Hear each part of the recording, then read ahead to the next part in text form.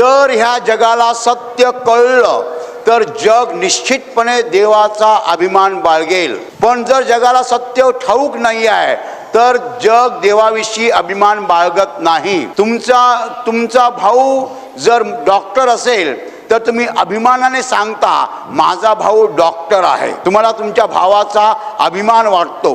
तुमची बहीण जर प्राध्यापिका असेल तर तुम्ही अभिमानाने सांगता माझी बहीण प्राध्यापिका आहे, लेक्चरर आहे. आपण माणसाविषयी अभिमान बाळगतो. जर तुमचे वडील पोलीस इन्स्पेक्टर असतील तर तुम्ही लोकांना अभिमानाने सांगता माझे वडील पोलीस इन्स्पेक्टर आहेत. तुमचे वडील जर आमदार असतील तर तुम्ही लोकांना अभिमानाने सांगता माझे वडील आमदार आहेत. तुम्हाला वडिलांविषयी अभिमान वाटतो कारण ते आमदार आहेत. तुमचे वडील जर मोठ्या हुद्द्यावर असतील तर त्यांच्याविषयी तुम्हाला अभिमान वाटतो. माणसाविषयी आपल्याला अभिमान वाटतो कारण माणसाविषयी आपण बघतो, पाहतो आणि म्हणून विश्वास ठेवतो. पण लोकांना देवाविषयी अभिमान वाटत नाही. का बरं वाटत नाही? कारण ते देवाला ओळखत नाहीत. आपला बंधू, आपली बहीण, आपले वडील, आपली आई जर मोठ्या हुद्द्यावर असतील, पदवीधर असतील किंवा जगामध्ये त्यांना नाव लौकिक असेल तर आपल्याला त्यांच्याविषयी अभिमान वाटतो, पण आपल्याला देवाविषयी अभिमान वाटत नाही. याचं कारण काय? जो ईश्वरा ओळखतो तो निश्चितपणे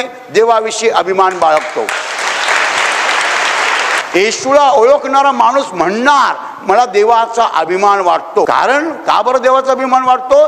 कारण परमेश्वर अनंत असा प्रेम सागर आहे. हालेलुया.